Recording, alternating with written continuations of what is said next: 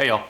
As a part of going and getting the trailer, if you've watched that video, you know I got to kind of sit down and have a conversation with some of my very favorite Southern California people. I've included it here as a bonus for today's video, which of course is the trailer retrieval where my dad and I go to California to get the versatile 20K trailer. But just kind of a little heads up, it's about an hour long. There's a little bit of salty language, like we're not dropping F-bombs like commas, but you know, it's not my typical video where I kind of keep all that out. So video is there and the audio's okay. Look, those things are just not up to my normal standard, but it's such a good conversation and I think that y'all can handle it. But I promise this isn't gonna become like a podcast channel. I just wanna bring some my favorite people and share them with you because I think that their channels, their pages, their socials, their projects, man, they are worth looking at. So, without further ado, the Southern California crew sitting at the Crawl TV shop, shooting what is the coolest and biggest roundtable podcast or shopcast ever. I gotta go back to welding now. Anyway, I hope y'all enjoy. Nobody's gonna watch this. Nobody is gonna see this. We've done it. We've done a podcast like that before, so yeah. we're totally familiar. And that's really like why y'all are such a sympathetic audience, is because you all make things that like appeal to you specifically, and like screw what other people think. Like I'm gonna make something that's appealing. That's really what this is. I've shot that video multiple times. Well, and quite frankly, like my hard drive. it takes us to places. I just can't stop letting my whole life revolve around. Ian just posted today that he hates cars. You did. Like I said, there's no topic we necessarily can't talk about. If I have to put the explicit thing on here, then I'll do that too. I won't threaten to jerk Jared off. I won't threaten to not like it. That's the deal.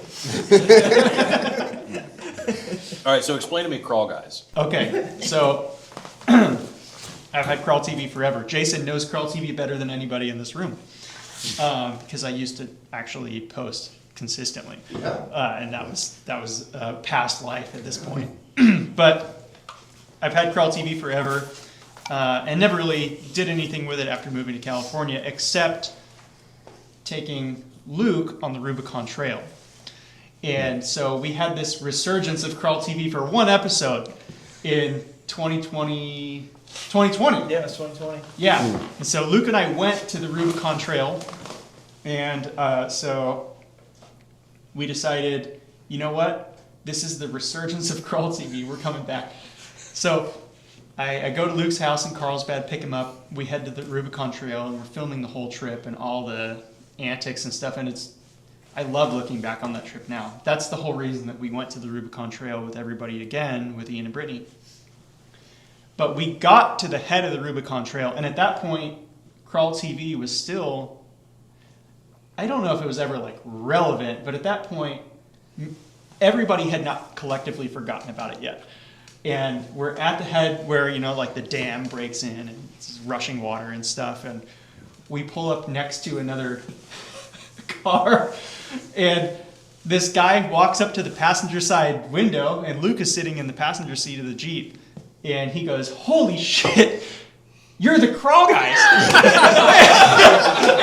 and Luke goes, "Yup."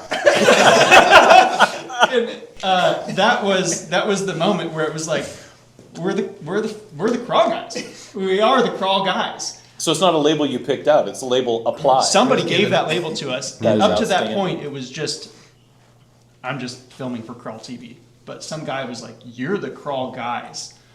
And so then we carried that home with us. And then we got, we did the horse exchange for the truck and Jeep in Texas. We brought the Jeep home. And that created the 2024 season of Crawl TV, where we started building Jeeps again, and then we went out and bought Luke a Jeep.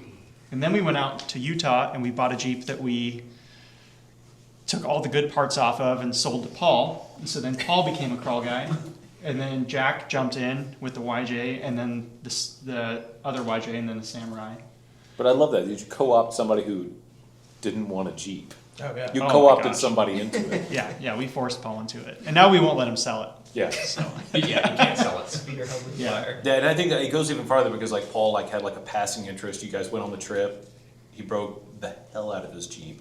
yes. right? A broken leaf spring that's enough to shut down most folks. Yeah. Not y'all. Yeah. Not y'all. Anybody who's 4 or 5 times.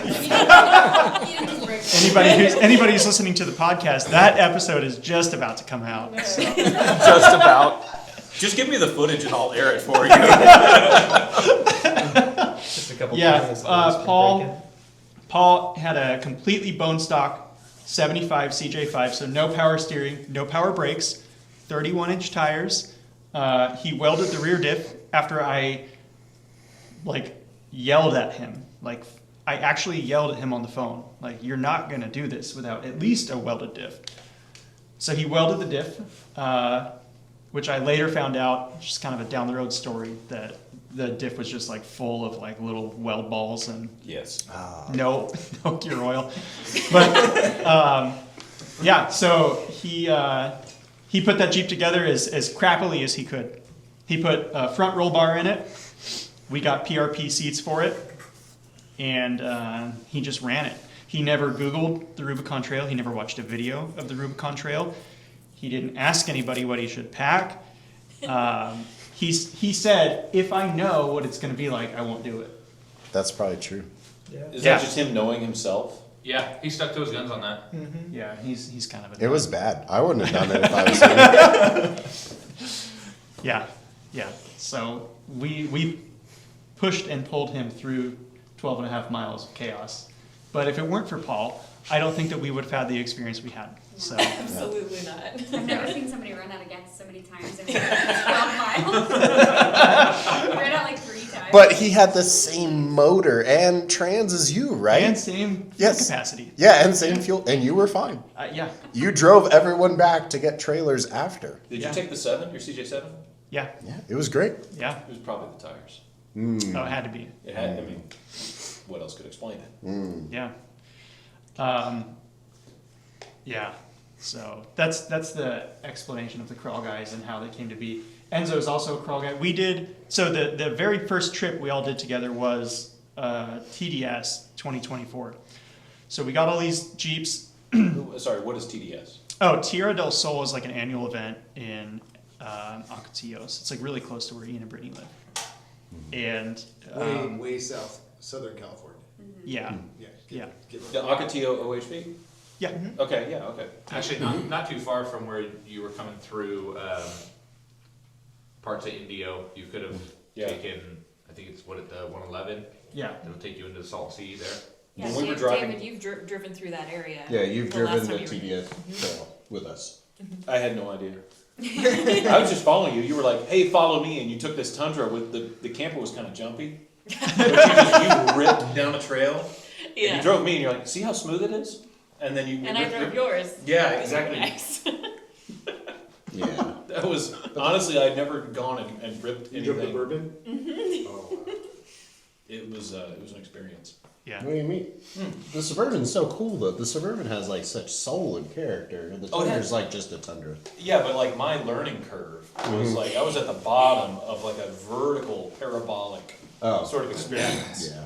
And by the way, the deep end that you exposed me to, when you exposed your deep end to me, that was really that was exactly what I needed at that time. Yeah. That's what a lot of people need. That's what I find. It's a service I provide, yeah. Gotta have a good deep end. You should ask him about how he got that grinder. No, we're not. No. Don't take away the end of the podcast. No. That's 7.5 beers later, I'll tell you. Anything gets dangerous. Yeah. Yeah. Yeah, that was fun. No, the Suburban's a weapon though. Yeah. So same area. Yeah. TDS was the first place that we took all of the quote unquote crawl guys out to break in the new vehicles, and Chris Miller was involved. Remember he took the M38, right? Yeah. So he and John and Cotto came out, and then it was Luke and Jack was in his YJ, and Enzo had his My Rubicon. JL. And so Paul rode with Enzo because Paul didn't have a Jeep at the time. And so I was actually the weak link on that trip because I had done a lot of work to that Jeep at that point actually, but not enough. The rear axle fell apart, the clutch fell apart. Everybody else did fine. So then the crawl guys were all like, Yeah. whoa, you know, Jared's the one that broke, so we're gonna, these are all Rubicon ready. You're walking tall, Yeah, ready for the Catalina wine mixer. yeah, yeah.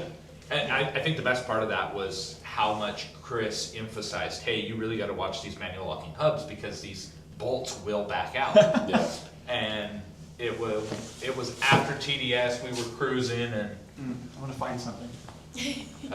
we were cruising and Jarrett and Steph were riding with me because they had issues with their Jeep. Yeah. And I remember seeing a hub like kind of sticking out of the sand Yeah.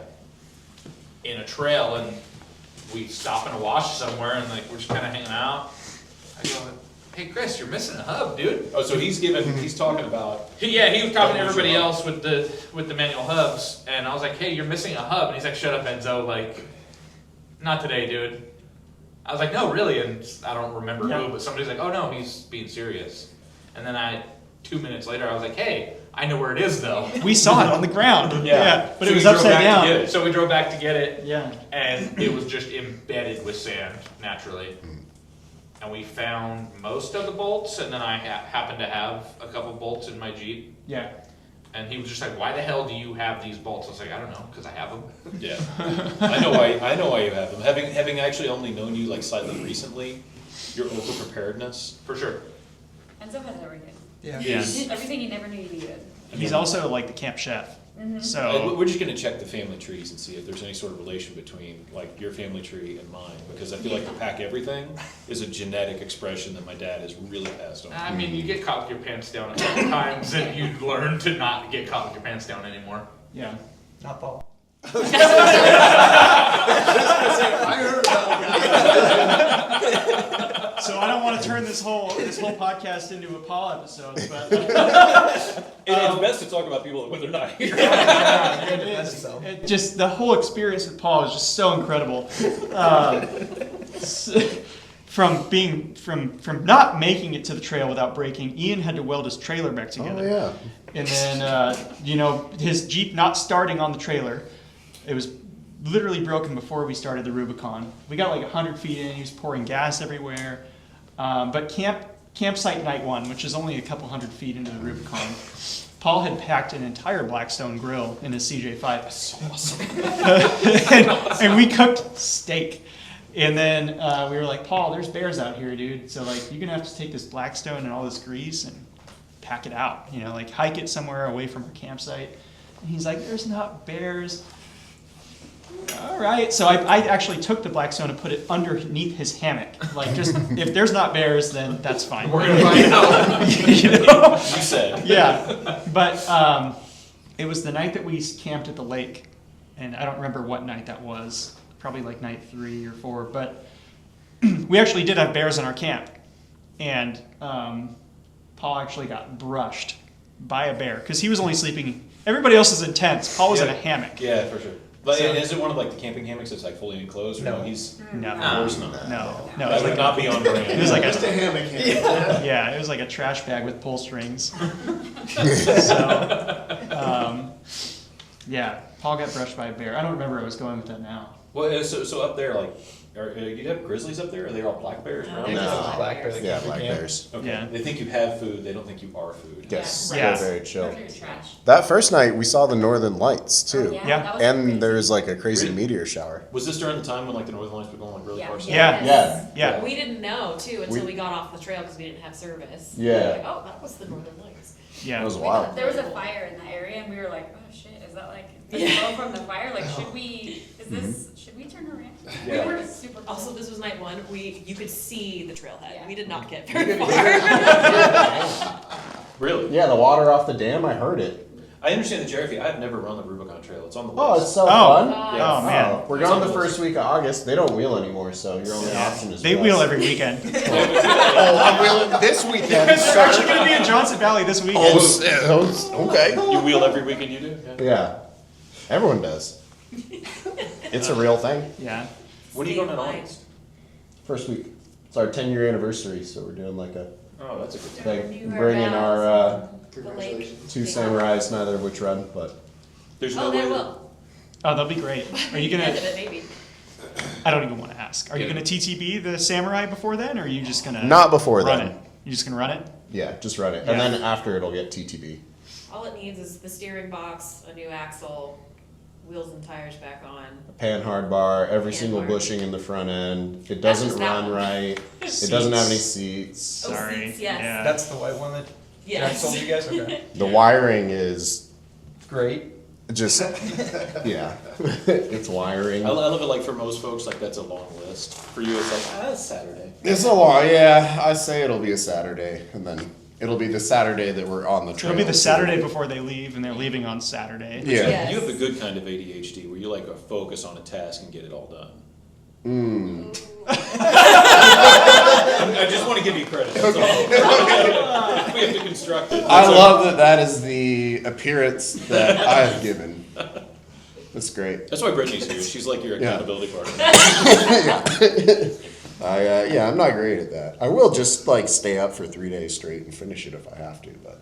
So you're putting a TTB on the Sammy? Yeah, I bought a complete suspension off a 90s Ford Ranger, front and rear, which actually has the same bolt pattern as a UTV, which is sick, because then you can buy like Razor takeoff wheels and tires. Is it like 5-on-2? But yeah, it's 5-on-4. Yeah. Sorry, something like that. Yeah, it'd be sick, because I feel like they're the best pre-runners. Everyone's always said that, so I just need to prove it. Samurais? or Rangers? Yes, Samurais. Oh. I've never heard that about Rangers, but maybe. Wow. Well, there's no way. I might try to finagle that. In fact, I would do that over Blazer Bash. Yeah. I've been to Moab 100 times. Oh, the I've been to Rubicon Moab- Trail I've been to is- Moab a dozen times. Take the Suburban. Yeah. No, the Suburban won't be out of paint. Suburban will be deep into paint, but Okay. I have the GMC, Oh, the GMC would absolutely walk Yeah. the Rubicon. and it would be a riot of a time. It's our It's- favorite trail. It's beautiful. It's insane, It's yeah. just technical enough. I mean, you can make it as hard or as easy as you want to. Yeah. It's totally different than Moab. Yeah. It's a whole different vibe. Jared's having a crisis. I would rather. Honestly, No I'm dead ledges. serious. That's okay. Yeah, you should. I'll send you the Selling dates. that white JD anytime soon. So y'all are not, Jerry. Y'all are not going. No. Well, go. by August, Steph will be 7 months pregnant. Yeah. So, But I had a whole crisis last year because we got back from the Rubicon and I was like, do we want kids? We can't do the Rubicon every year. That's how good it is. it's that good. Yeah. It is that good. But I'll tell you this: the very first time I did the Rubicon, Luke and I did the Rubicon in a JKU on 39s, and we were at Rubicon Springs on night 1, and then we were in Tahoe on night 3. We stayed 1 day in Rubicon Springs. Rubicon Springs is cool. Yeah. Did you hike up to the little pools and do the waterfall Yeah, jump and all yeah. that? We just we did the typical Jeep Jamboree thing. Yeah. I was gonna say you did it during an event, so it was totally different. Yeah. Fast tracked for sure. Yeah. It's so fast tracked. And they have Getting like just spotters for you. if you can just get through the gatekeeper on night 1, you have such a different experience. And then night 2, you're like, oh, we broke on the first mile, and we had to replace a rear differential and 2 front leaf springs. So we only made it another mile. And I forgot we broke.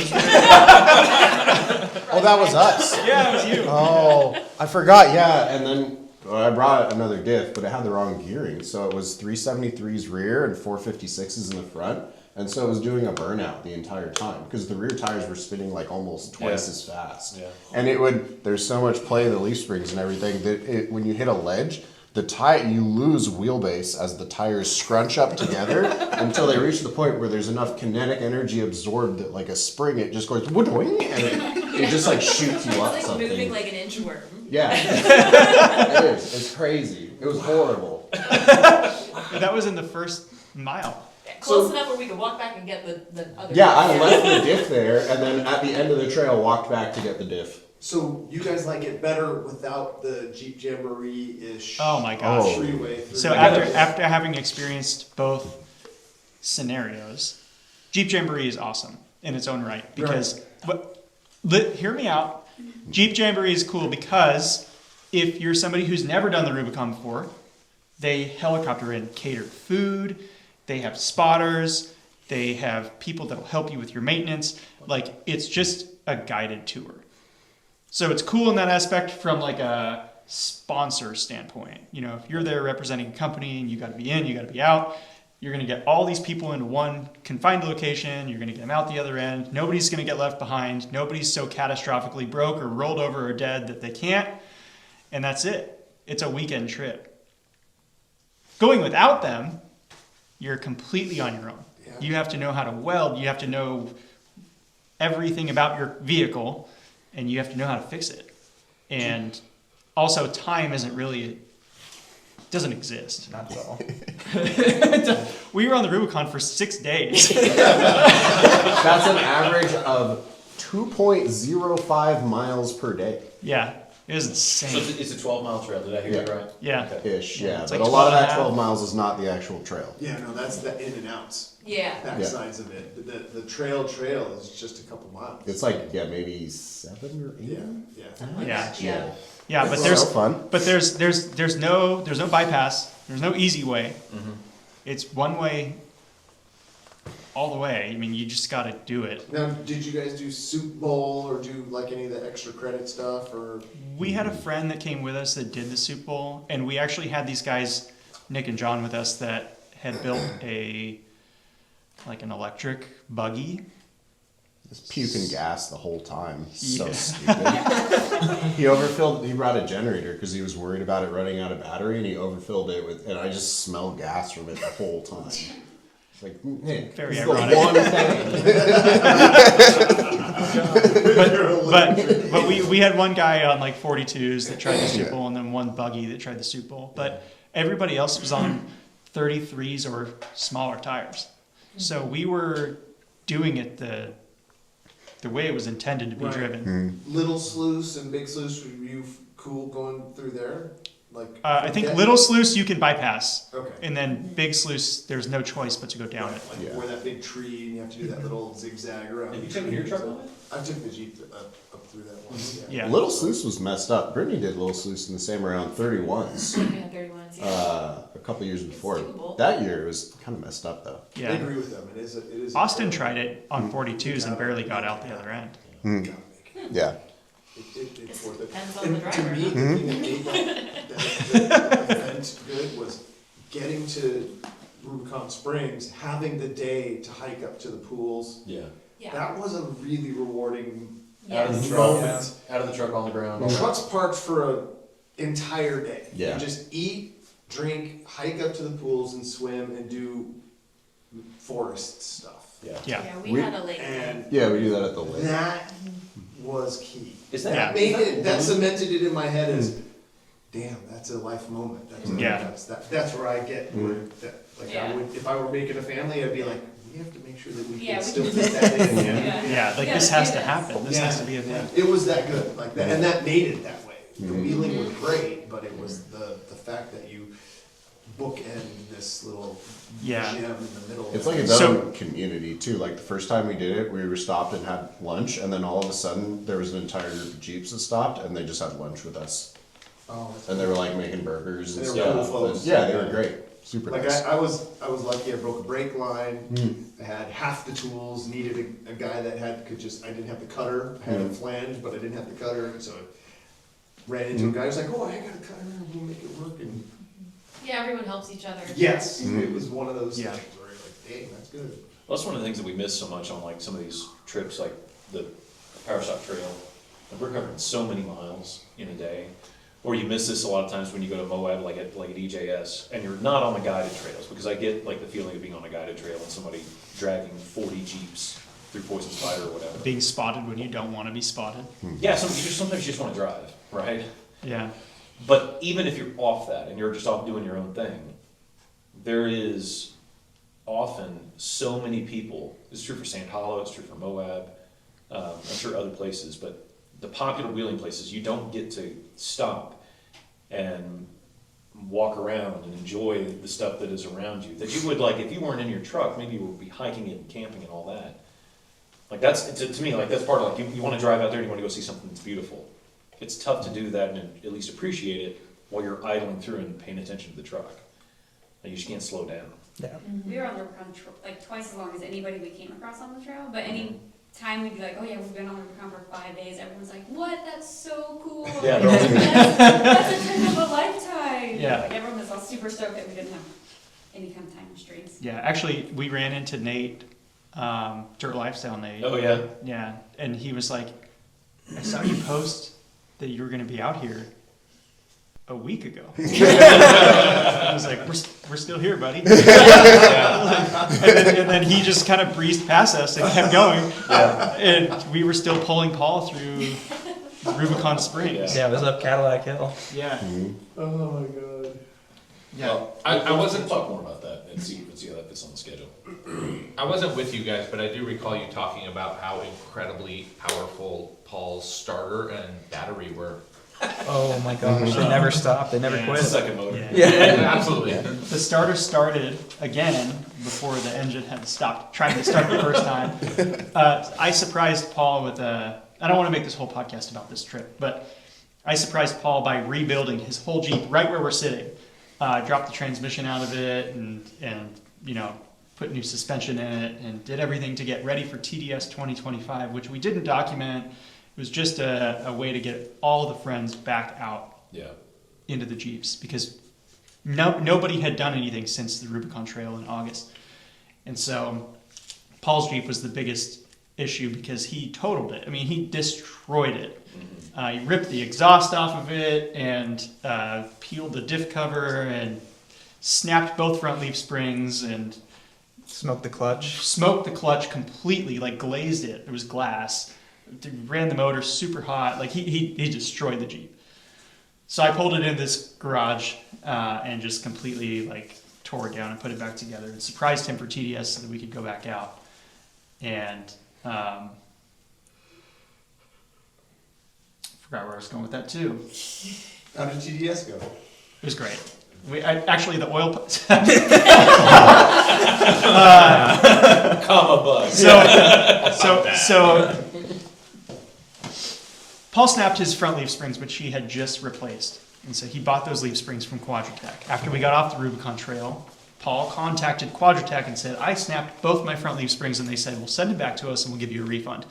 So Paul brought his Jeep back to my house, took the front leaf springs out of the Jeep, sent him back to Rubicon Quadratec, got his refund, never did anything with the Jeep. So the Jeep was sitting, the oil pan was on the front axle, front tires were removed, it was sitting in the mud, the windshield was broken, the seats had been removed, the battery had been removed, it had beer cans in it, the Jeep was trashed. I mean, the body panels were all like ripped out from the Rubicon, and it should have gone to the scrapyard. We talked about it a lot, taking it to the scrapyard. And then I was like, I'm gonna do a really nice thing for somebody who like generally doesn't deserve it. And so originally my plan was like, we'll all pitch in, a few $100, whatever it is. And we'll just try and equalize it between the friends group. We're gonna put this Jeep back together and we're gonna surprise him. And then when it got past like the $1,500 mark, I was like, I just need to own this. Like, I need to own it. So I made everybody, like, I paid everybody back. And so I owned Paul's Jeep outright. And then I convinced Paul that it was scrap. I got the title from him so that I could take it to the scrapyard. And then I finished investing in it, and then I gave him the title back. Yeah. But his Jeep was absolutely demolished from the Rubicon. And that is one of, like, there's friends, and then there's friends that will rebuild your Jeep to, like, help get you to the next spot Yeah, in well, the hobby, so to speak. Paul's not a Jeep guy. And exactly. He's the right. biggest crawl guy there is, or if you ask him. Whatever But- that means. But he's not a I think Jeep he's guy. more the dirt king, actually. Yeah. So Dirt King. he works for Dirt King. I know, I get it. I get it. I think that's pretty funny. Yeah. The- Do you know their legal name is actually Dirty King? What? Yeah, you told me that. Yeah, I had to sign an NDA for them. I was like, Dirty King.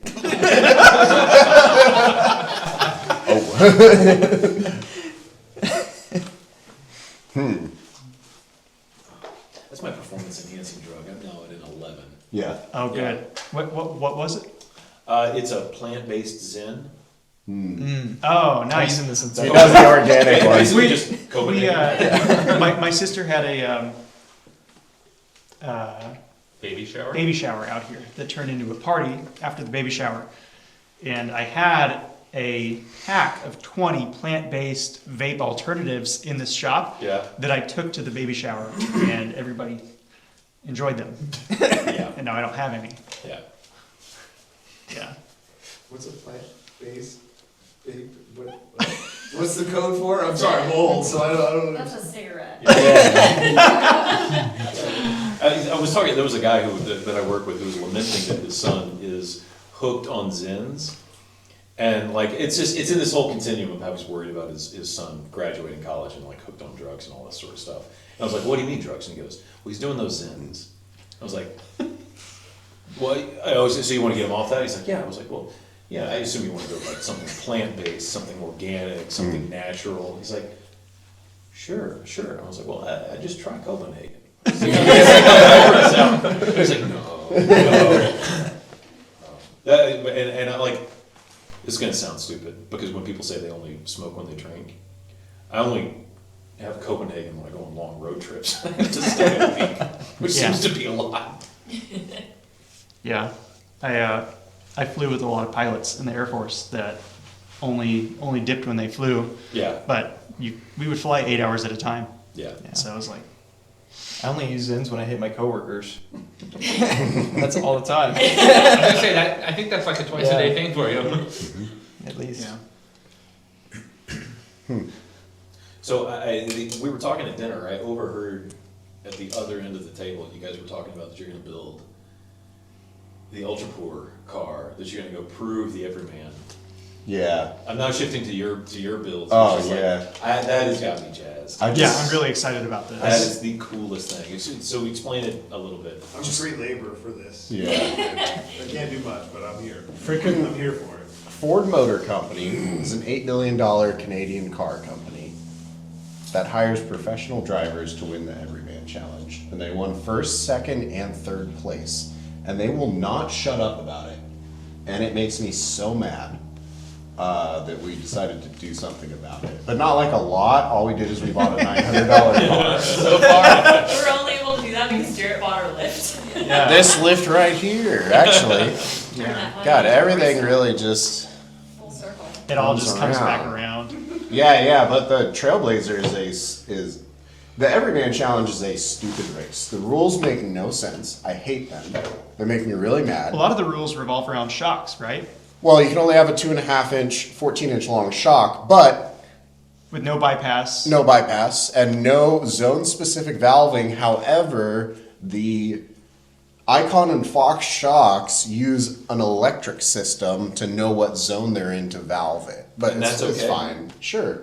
That sounds like zone specific. It sounds zone specific to me, but because it's electric, it's fine, maybe. They're also you can only have 35 inch tires, which is crazy because you can buy a car with 37 inch tires from the factory that also comes with internal bypass shocks, which But don't, aren't they changing the rule on the 35? they will change the rules, but they're not doing it for next year. They didn't have time. So it'll be the year after, it'll be How 37. do you not have time in a internal year to bypass. change a rule on tires? You Dude, have it's- to do it by a certain time in order to. Some by bylaws, that year. boomer stuff. this I is don't still know. Ultra 4, right? Yeah. Yeah. It's one guy that chooses. Yeah, It's one guy. It's What Dave do you mean? Cole. We can't. Yeah. They can't. It's It's one person. There's one PDF, and all you do is you cross out 35 and you Exactly. write 37, and then you re-upload it. Guys got to be so busy. Yeah. Hey, No, man. he just doesn't have PDF writer. That's Yeah. the problem. How do you use this thing? He's got to hire a Gen Z kid. Yeah. How do you open this? Yeah. And the rules are so stupid, though. So the motor just has to stay the same block externally. And you can do anything to the inside of the motor, and you can change the heads or whatever you want. You can swap it to any motor that was offered in that same year. And they made an SS model of the Chevy Trailblazer that came with an LS2. And the LS2 is the same block as an LS3 externally.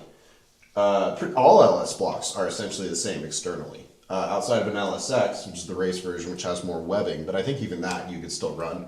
Yeah, you'd be pushing the boundaries, but like, it's still, the motor mounts wouldn't change, right? The physical pillow blocks or pad mounts on the block are the same. Yeah, but they don't even care about that. They just say the block externally, but then it's like, okay, how much of that actually matters? Because I guarantee you I could pull the Ford Broncos into tech and get them booted too. And you can't modify the inner fender wells, and the primary frame rails must remain the same in any factory cross members, and outside of that you can do whatever you want. So on that thing we can have a 700 horsepower LS3. It came with a 4L65 in the SS model, so we're gonna build 4L65, great transmission. They're super cheap to build for racing, and then whatever transfer case you want, 9-inch rear, it's a linked coil sprung, and then the front's IFS. You can cut off all the IFS stuff. The Trailblazer, unlike the Bronco, has a ton of room in the front end. So you can put a 9¼ inch front diff in the front end, versus the Broncos can't, so they have to run portals, which are actually horrible for a full body vehicle, because they just take your center of gravity, raise it 4 inches, give you no extra wheel travel, extend your track width out, and then also they affect your suspension geometry in a way where it wants to unload significantly, especially on IFS. It's not really an issue on solid axle, but IFS it wants to just like shoot the front end out.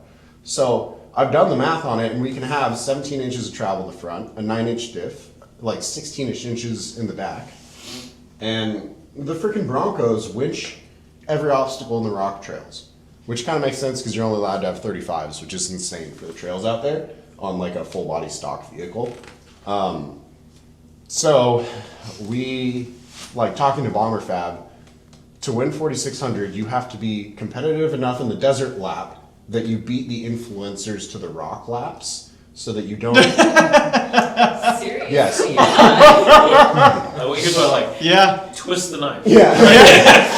So that you don't get like the turkey claw pile up again. Yeah. It's just so that, because there'll be like 20 dudes stuck in 4800 cars who have like never been out there before, and they're like, I'm gonna do King of the Hammers, and then they try and make content about it, but people don't really care about the content about it too. It's like the least engaging thing, that no one cares. The only thing that goes viral are the fist fights. Yes. That's the only thing. Let's The go race big. content Right. is for essentially us. Yes. Or that Jeep JT Mojave that just. Oh, Yeah, yes. Oh. Lawns are- That guy, he was in the hospital for a long time after that. Or the guy, Grab me a shiner. the guy that blew his hand up with firework. yeah. That was Yeah, Oh. that's a good one. Brittany showed me that video. Yeah. We were By the way, showing I up love what that Ruby's was. hand, by the way. Yeah, yeah. No, firework. Movie. Mortar. More. Yeah, and then it's like dripping everywhere, and he's like, He's just like kind pounds of his holding it beer. up like it's a trophy. And then there's a- Yeah, yeah. There's a compilation, and it's someone else's like Snapchat, and he finds his fingers. Dude, White Claw is a hell of a drug. I will. I'm After sure this this is is just done, we'll White watch Claw. the video. It's pretty good. It's insane. It's insane. All right. No. It Send is me like the it's like a cartoon how it blew up. It's just kind of, Yeah. and the guy's just holding it up, no hand, you know, like his Yeah. wrist. It's just Yeah. blown off It's from like his a- wrist. a So like thumb Tropic that- Thunder. Yes, yes, just like Tropic Thunder, and he's just kind of like he's losing like It's quarts spurting. of It's blood. like- Yeah, He's just like yeah. drinking his beer. Yeah. Yeah, And then- eventually someone's like, we have to call 911. Dude, that's Yeah, like, Like- so that's bad. 3 minutes later, someone's like, someone call an ambulance. 3 minutes. This isn't funny anymore. Yeah, the guy's so low on blood. Anybody got a zip tie? Yeah. No, that's bad. I'll show you Yeah, guys the send video. me the link and I'll put it in the description here. So that 4 people can watch it. Yeah, I won't tell you what the EOD guys used to call that because you have to edit it out. They call it pussy hand.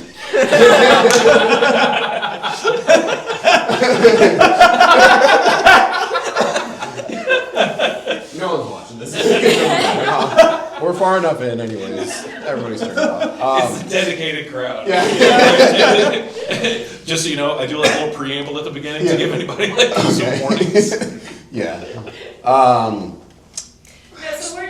So we're trying to win. They were trying to do some kind of qualifying to Yes, like make to up avoid The a influencer turkey for rule. the turkey. Mhm. Yeah, the turkey call paddle. like an influencer rule where you Yeah. have to have points when you come into the race. Like this cannot be your one race of the year. But what sucks is all the influencers have already raced. Yeah, that's true. Yeah, they're already there now. Does that grant you the points? If you raced last year, you can race again. Okay. You have to finish But they all do a version of that, like the Mint 400 I unfortunately took part in the year. Like some manufacturer will buy the stock class Yeah. when they're the only vehicle in the stock class. Or Yeah. they never say that, but Toyota won the Yeah. stock class with Jay Leno driving the one year that I was working on that. Yeah. They were the only vehicle in the stock class that year. The Broncos. All you have And to they do went is finish. 30 miles an hour, Yeah. the Yeah. entire 2 loops, and got booted off the track, but because they were able to take the shortcut in, it still won Yeah. the stock class. And the I think- Broncos go and race a bunch of other races too, under 4,600 class Yeah. rules. So it's, I get the corporate and this race sponsors Yeah. need the money, so they're like, okay, we'll accommodate that. Like, Yeah. fine, if Toyota's gonna write a big check, or And it- obviously Ford writes a big check, and It's interesting that King of the Hammers used to be sponsored by Jeep, and the rock section was quite long.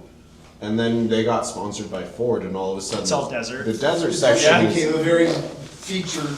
Yeah. it's the craziest coincidence you've ever seen. So the desert section is 80% of the race though. So we're essentially building a pre-runner that then winches all the rocks. Yeah. Which So is we- why an IFS car Yeah. won Yep. this year.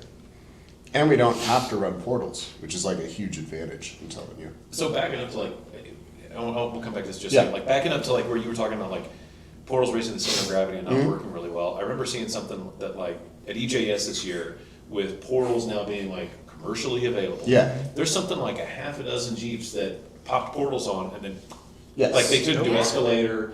And escalator is its own tricky little thing. It's not the hardest. It's not the hardest thing out there. That's what we rolled with.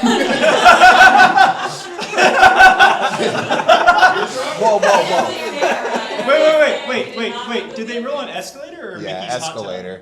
Yeah, they rolled on escalator going Okay. up because I think that they. Escalator's you tell the story, tricky. right? Because you know. The Samurai is a horrifying vehicle for Moab because everything is a ledge, and the Samurai's wheelbase is like 78 inches, and the ledges are like 90 inches long, so it just doesn't add up.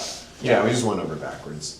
Yeah. Oh, that's serious, yeah. But It if wasn't you're good. to raise your center of gravity, like I can just see Yeah. that, I Yeah. can totally see that happening. Yeah, I didn't see a vehicle roll at Moab this year that didn't have portals during EJS. I didn't see a single rollover from a vehicle without portals. My instant reaction to that is that there's folks that will build a truck and that they will put on the latest and greatest thing without getting any seat time. It's the money. Or thing. dipping or stepping into it, right? And then they go to do the hardest thing that maybe they did before in the truck.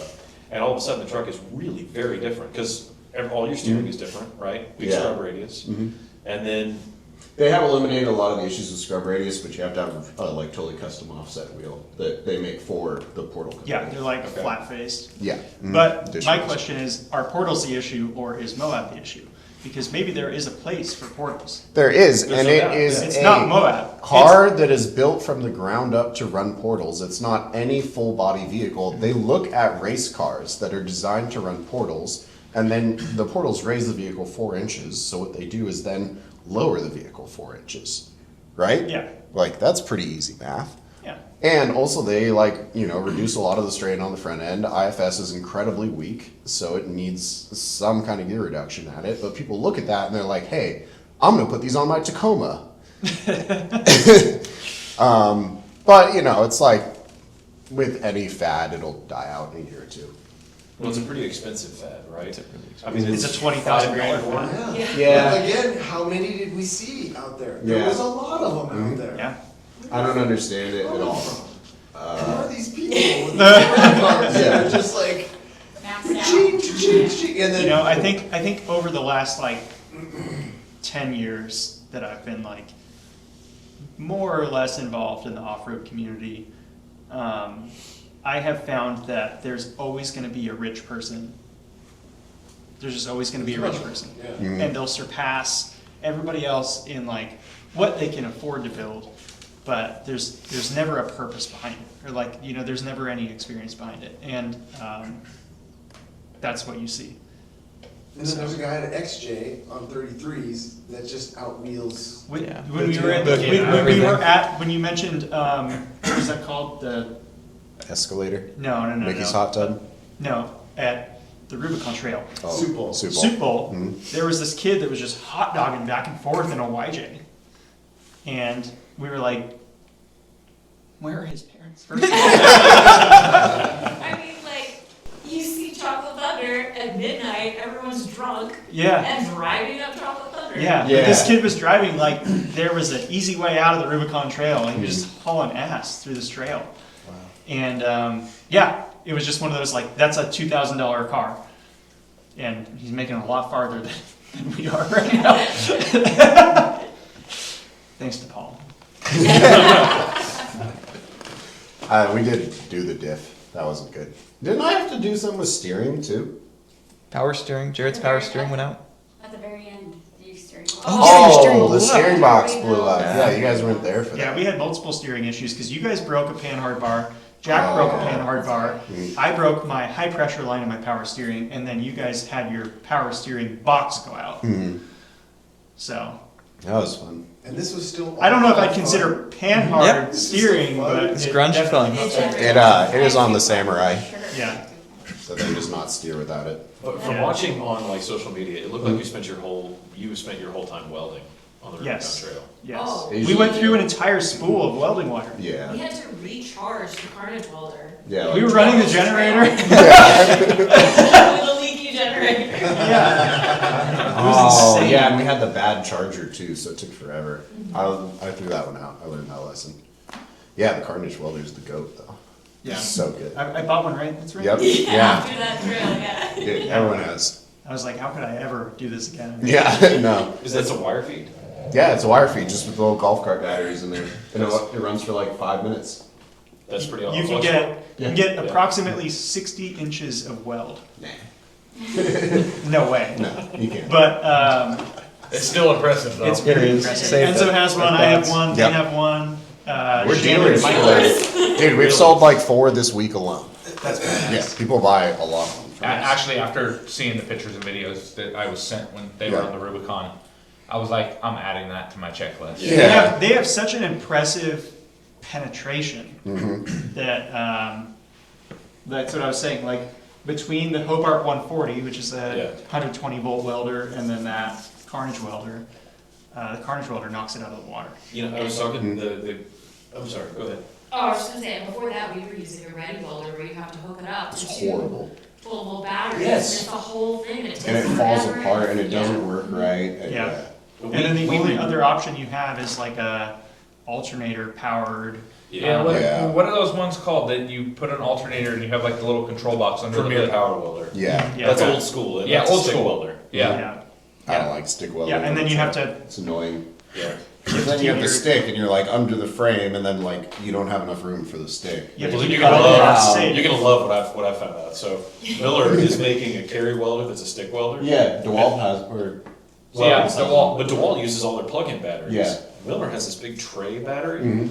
and it's cool, right? So it clicks on. Yeah. You can carry a couple batteries.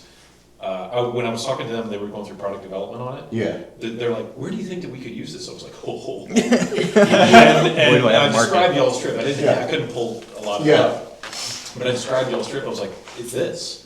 I was like, "In fact, can you put an AC outlet on the side so that somebody could grind something?" Yeah.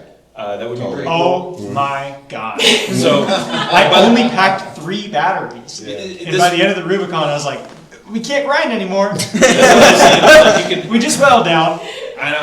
that's what they said in this conversation, right? And they're legitimately asking questions because they're like product designers. And I was like, we just need to go off-roading. Like, grab whatever your design is, let's go off-roading, Yeah. right? And then we'll take notes about what we like and don't. But I'm hoping that they'll do that because I showed them the Jackery battery, and I was like, this is what you need. Like, this is the Jackery battery. Then stick your welder on top of that, and make it the biggest battery. In fact, give us a battery expansion, like a big one or a couple of them, and that way you can do a little bit of grinding, and then you can do all the welding for whatever you have sticks for or whatever. I thought that was pretty cool, right? So I don't know. Maybe they need to call you on. Imagine if there was video footage that you could have shown. Wow. Like a Rubicon video or something? Wow. You know, you actually just brought up a really good thought of taking, we were talking about it earlier today at my shop. I just bought a EcoFlow solar generator, similar to the Jackery. Yeah. And they have pretty big plug on them so you can link multiples together. What if you made a plug that hooked up to welding leads and then you just use that as your base? I think you'd have issues because you wouldn't be able to control the voltage and amperage correctly. So the reason that works is because the wire feed is essentially partially controlling the voltage and amperage, because like the more wire feed you have, the more juice can go through it, but also you can control the voltage separately. So that way you can control if you're just like burning holes and stuff too, you know. So you have to have a way to down regulate the amount of like sheboying that's going in. Yeah. Right? I don't know. Yeah, I mean, it's the reason that stick welders are so attractive, right? Yeah. It's the reason that stick welders are attractive for some. I love I have never seen a man stick welding and been like, that's an attractive man, personally. I don't know what he's talking about. I did tell you what, you spend any time on like fabrication Instagram, and you would think like the pipeliners get all the action, right? Absolutely. Because they're laying in a puddle, looking upside down, and then they crawl out, and it's like, you're to be believed that they are met by a throng of onlookers being like, And that welding cap looks so good on you. Yeah. Is that a Daisy pattern? No, my stepdad has a wood milling business, and so I had to weld what they call a halo onto the back of his trailer. Yeah. And so it's just like this huge arch that he uses what is it called? Snatch block. Winch. Snatch block. Oh. He hangs a snatch block from the center of the log arch, and then winches logs up and into his dump trailer, and then dumps it and like sucks them in with another winch. So I stick welded that whole trailer together. And stick welding, like in comparison, and if you're doing anything industrial, that's the way to go. But it's messy and it's cumbersome. So yeah, it's messy and it's cumbersome, and the advantages are that you can truly do it in if you have the right stick, you can do it in all kinds of environments, right? Right, because you have that flux coating and you have whatever. So if you have 6011 and 7018, there's not much you can't weld in the field. Exactly. You should make a wire that has that too. Like a wire with a flux coating? Gun? Like a carnage welder? With a trigger? That way you can just hold it. Yeah. And then It's just dual be shield. normal. I think you're talking about flux core welding. Oh, whoa, they make it? Flux coating is kind of crazy though, because you have to like be really cognizant of stick out, because if you don't have enough stick out, you don't have like the gas flow at all, which I didn't realize until like 2 years ago, and I was like, whoosh. Oh, I've been ruining everything this whole time. Have you ever welded dual shield? Yeah. Oh yeah. Is that not the best stuff? I've done like, it's like 055 dual shield or something. I was welding I-beams for like a 14-hour day. Yeah, it was wild. It is the smoothest, cleanest, and most beautiful like wire weld that you'll ever see. And I think it's the only thing that'll do it. You can run the carnage welder on dual shield too. Oh really? If you use your CO2 tank to fill tires, you can just run a nozzle into the gun and do it. I bet that has got to increase the penetration. It's got to, yeah. CO2 definitely does. Yeah, definitely. Yeah, the carnage welder is awesome. It's just so convenient. They're like great. I didn't only buy it because of the Rubicon trail, but like we got home and then it was like, oh, okay, now we have to go back to normal life. And I have fixed the tractor with it. Yeah. I've welded chain links back together for the drags that we use for the dirt road. Yeah. I mean, I use it all over the place. And the fact that it's portable is 90% of the... Yeah. How much does the carnage welder cost? I really don't know. The full kit's like $1,000. You get Yeah. the welder, and then it has a backup battery cables for it. So if you run out of battery, you can run it off your car batteries as well. And then you get 12-volt charger, one 10-volt charger, and what else comes in the kit? Like some other junk. Your gloves, you can Yeah, get a gloves, mask. your mask. Yeah, I think out the door I was like $1,200. It was, But that was with the auto darkening mask, Yeah. the gloves, the 12-volt charger, the 24-volt jumper cables, the wall charger. Yeah. It was like the Genius smart charger. Oh, yeah. There's a lot that comes with it. So it's a pretty expensive system, but the big draw to it is the first time you use it off road, essentially it pays for itself. Because if you're at mile 6, actually Delaney, who used to work at Baja Designs, she was out wheeling there, and they broke their transmission at mile 6, and they were stuck in 5th gear. They broke their like. I didn't even get in fifth gear. Main, Yeah. well, it was the only gear that would connect because it was the main input shaft on like an X5 or something. But fifth gear was like a secondary rail that was connected got it. around the brake. So it was like a straight line shift. Yeah, yeah, and so she was with like two like marine helicopter mechanics, and they pulled it apart. They pulled the transmission apart, and I welded it back together, and I welded it so they were stuck in first gear instead.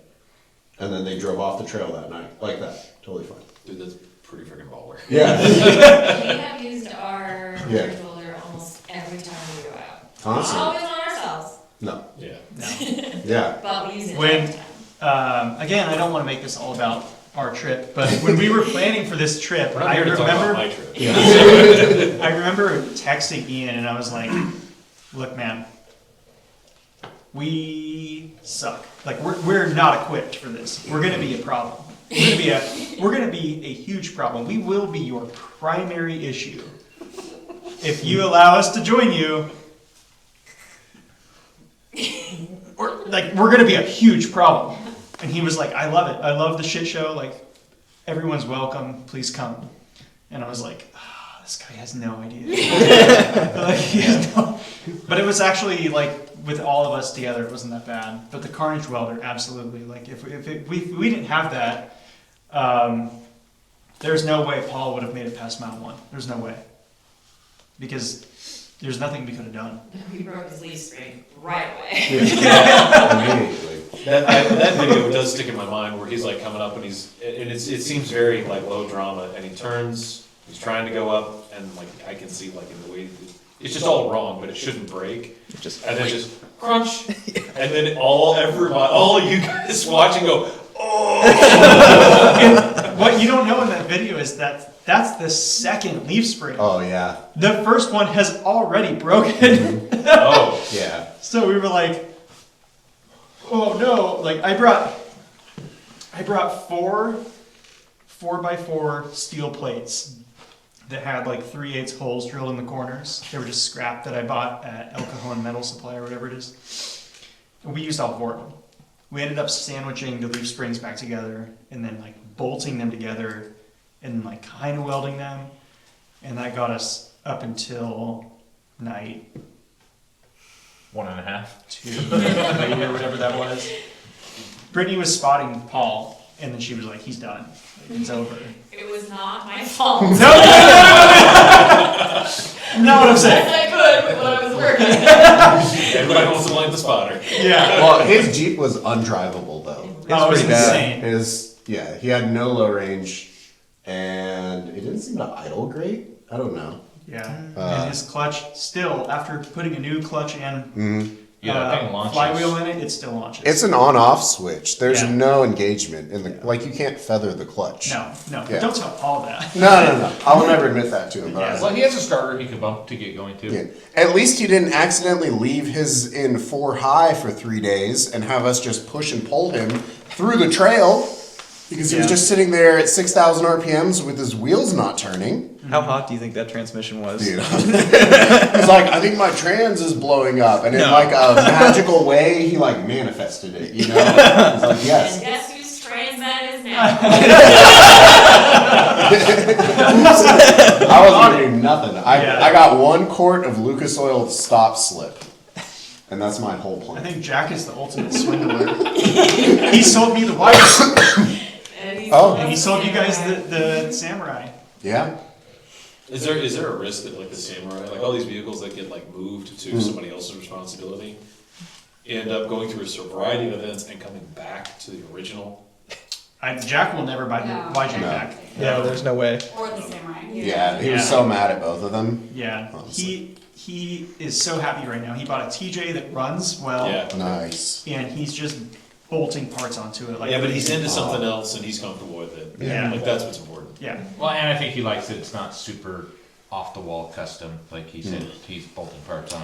Yeah, because the Samurai was like, oh, a 97 GeoTracker motor with a 3-speed auto out of a 94 GeoTracker. yeah. And the then- YJ was yeah. it's an '89 YJ with an '86 Grand Wagoneer motor. Yeah. And he kept buying cars with engine swaps. Yeah. They He's going for never vibes. work. On the So we bought 'em. that first the tan YJ he had. It was actually good. The thing is- It was pretty decent, but that thing had a sweet bend in the frame. We went to put a bumper on it, and it was like frame rails. I'm looking at you with this one. Yeah. Yeah, that was our Tundra. I went to bolt up a front skid plate and the holes didn't line up by 3 inches. And I was like, dude, the off-road industry, these companies get away with making stuff like, and then I found out that the crumple zone was Bondo on the frame. Oh my goodness. And What? Yeah, it had like been in a front end accident, and then they just like grafted on another frame, but not on like a frame table or anything. And I took a Harbor Freight pick, and I was able to just peel the welds out of the frame. And I only noticed this because the Bondo started off gassing underneath the like bed liner they put over it, and it started bubbling. But yeah, then I had to like apologize to the company. I was like, hey, that was pretty heated. I just want to start my 3-step apology. I'm sorry, this was me, like it always is. I just won't learn that. That was good. I was doing like 80 miles an hour through the desert the day before with it. Now it just doesn't have a crumple zone, so. It is what it is. Put something else on. Yeah, it doesn't. The whole front frame is quarter inch. Tickle my ass with a feather. Yeah.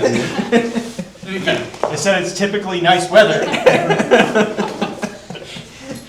You guys talking about like destroying like a truck on the trail? It reminds me of what I did with the Wagoneer.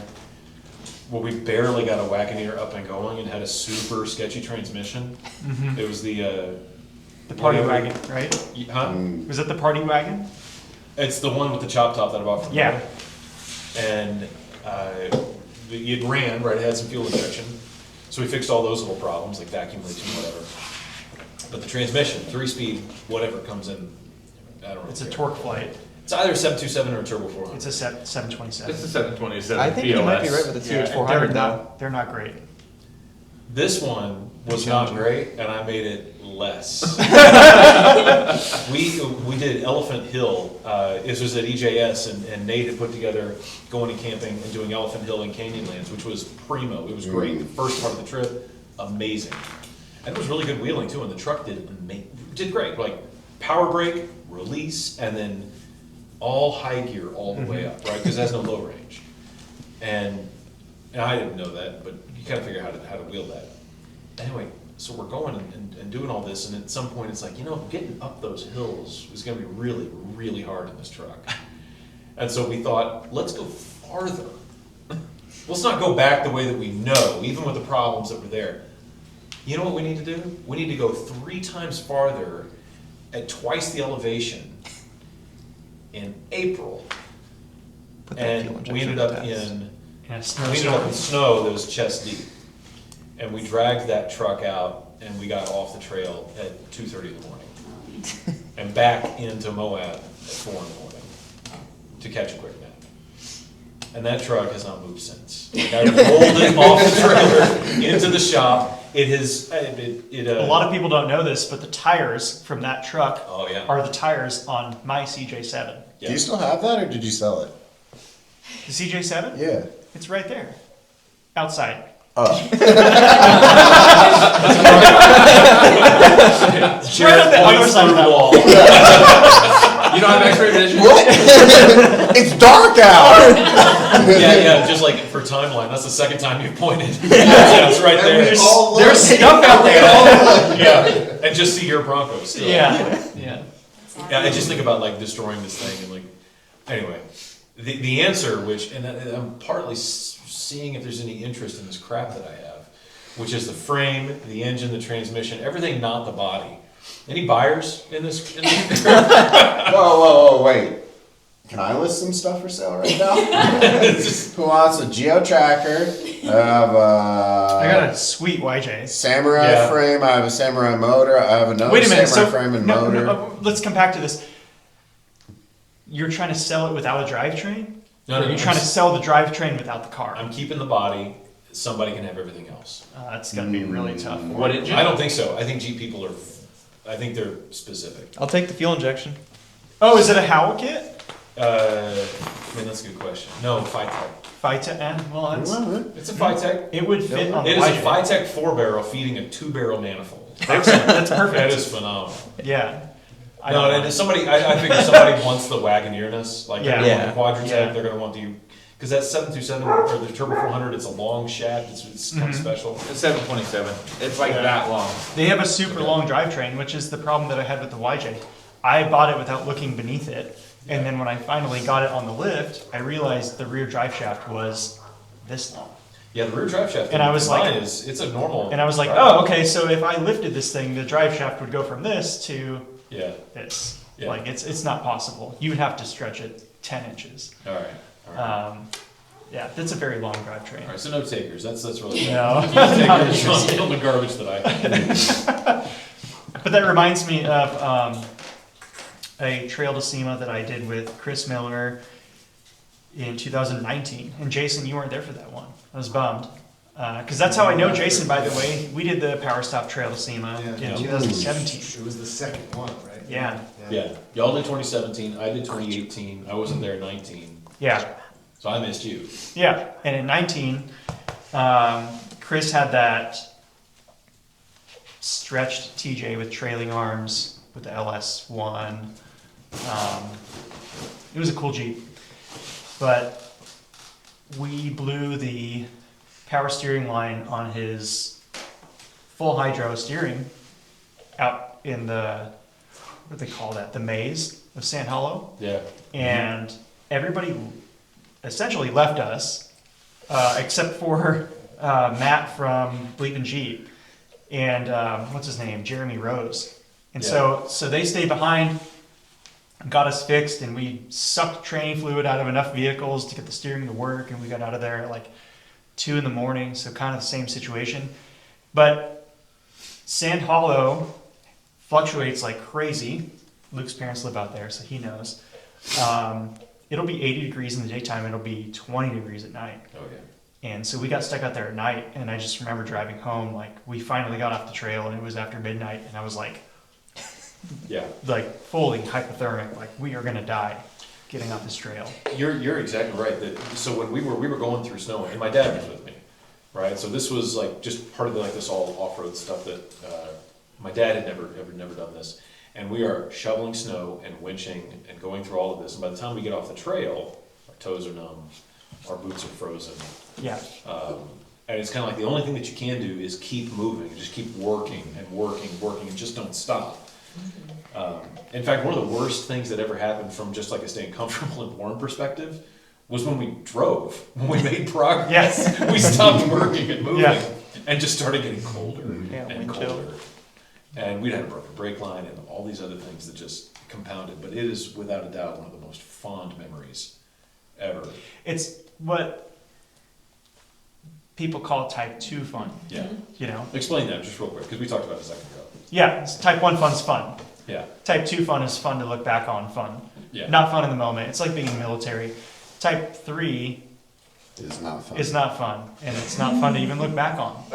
It's kind of like trauma. You survived it, yeah. Yeah. Therapy is needed, yeah. Yeah. I think you have to have a really good attitude and try to stay positive during things like this. Because we have been on trips that have the same amount of fewer breakdowns, and people have bad attitudes, and it kind of just like makes it a bummer, you know? Yeah. Like, but we're all going through it, so you make it fun if you make it fun.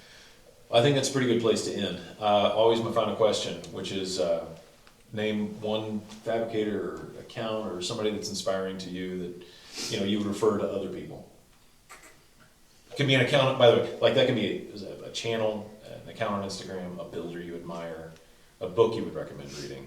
But like something, if somebody's like, I want to understand the source material for Brittany or for Ian or for Jarrett, right? That's my recommendation. I have 2 accounts. The first one is Sears Fabrication.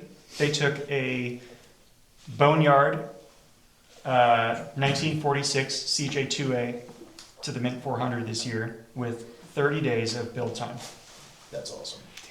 They didn't finish the race, but they raced in the vintage class, and I think it was awesome. So that's one, and then the other one is kind of in the same hand. It's the Flat Fender Aficionado magazine, and that's Travis Bunch. He's a Moab local, and he's been doing the flat fender stuff forever. And he's like a wealth of knowledge for old Jeep stuff, which, you know, it's still new to me, but super, super fun. And I feel like we're halfway there. I went from modern Jeeps to CJs. The flat fenders are only one step away. So that's kind of like the thing that I want to do next is I want to like go 20 miles into the Mint 400 and then go have a beer in Vegas. So, yeah. I thought you could do that really big goals. for like free too. Yeah, you could basically do it for free. Yeah. Yeah. You're really going for influencer No. vibe. No. I want to do it for me. It has nothing to do with the internet. I'm gonna mention our friend's shop because I don't want you to say it and then I have nothing to say. But also, they're our good friends. They went on the Rubicon trip with them. They build cool stuff on their property in the middle of nowhere too. It's 80% off-road. Yeah, they're great. Those guys They are rock. awesome. Nick and John. They actually came here and helped me rebuild Paul's Jeep to surprise him. Nice. 80% off road. 80% Yeah. off-road. They're the ones who built the electric buggy that was leaking gas. Yeah. I'll tell you what, that's a new sentence. Yeah. They're the Guy's salt so of the funny, earth. though. He was like, I don't care about the environment. He was like, I'm a scumbag like everyone else. Those guys are the salt of the earth people. They're really They're great. so great. I was gonna say them too. Dang it. Well, we can go somebody else and you can have more time to meditate. Well, but everyone else I follow is like, I like welding tips and tricks, weld scientists, or the stuff I watch is like for like 1% of 1% of autistic kids, you know? So pick it. Yeah. Like, well, weld scientists, cool. Welding tips and tricks is awesome. There are a couple fabricators. RJ Fab, just absolutely Yes. insane. That Willie's Jeep, I don't like it since he painted it, but before it was painted, it was, I think, probably the coolest off-road build I've ever seen. It won something. It won a. He got second place at Battle of the Builders at SEMA. Is that what it was? Yeah, the one that Okay. won was like a, I don't know. Oh, the Ultra 4 Like- trophy car, like that. Yeah, it's like an car extra thing. cab Jeep truck, but it's Yeah. immaculate. It's Yeah. like the best off-road build I've ever seen. I think he's like top of the world. And then there's a bunch of other people who are kind of like below him and in the area, but they're not like good people. So, which is why I like RJ, because RJ's like actually a good person. All the other fab shops, I hear stuff and I'm like, oh. Yeah. So yeah, it's there. Rob Jr. Fab. Okay. What about you? I need more time. I don't know. Okay. I watch cat videos.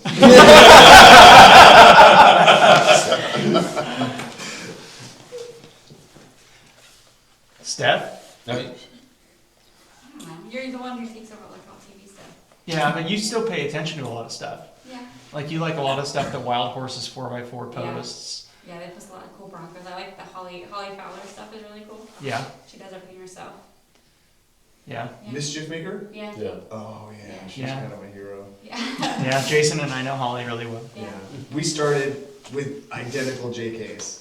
Oh, I mean, she had the the Mischief blue one, Yeah. but we started the same. Like we both had JKs. We were both bolting on parts, and we would copy each other off of Instagram posts. She would do something. I would put some metal cloak stuff, and she would.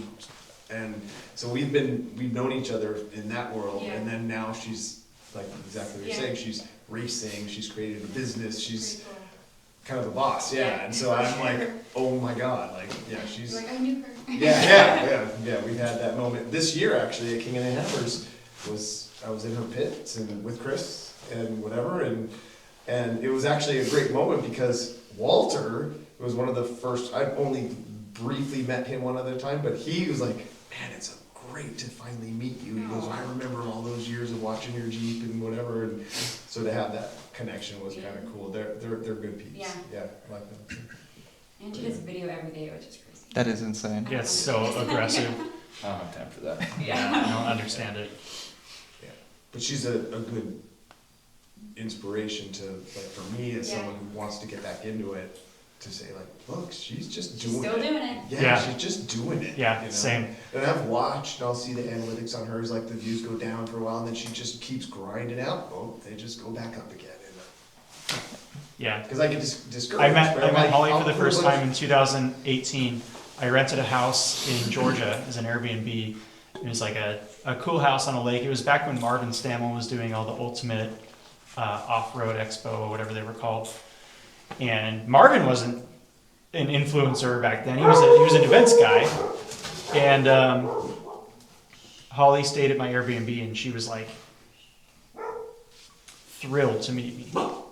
Yeah, And, like and she Walter did was the really, same. He was yeah. like, "We've learned so much from you," and I'm like, "All I do is like change my oil." Right. I had no idea what That's all I'm we doing. did was we Yeah. put stuff onto our JKs. Yeah. And that was our life. Yeah, Right? And we shared that yeah. with So people. it's cool to see what they're doing now. I'm like Yeah. super happy for them. Yeah, racing and welding 1-ton axle trusses. Yeah, on it's like it. way I'm beyond what I like, know how to do. Okay, I can't do that. Yeah. I always look at Holly and Walter. Good. Among Yeah. very few people that are the like positive version of whatever influencer is, which is they're there to do some education, but do a lot of encouragement to say like you can do this, whatever this is. Like the thing that I think is a good testament for Holly is like she has with assistance and input and all that sort of stuff really become quite a proficient welder without having much more than hands-on training and experience, and that's how everybody gets around. But you know, her baseline, as she has said time and again, was relatively zero, and she's like, well, I'm just going to figure this out.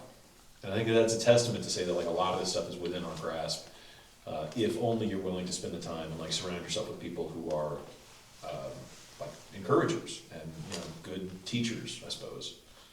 So anyway, I've enjoyed spending time with y'all. And Yeah. I appreciate you Good. staying up late and Yeah.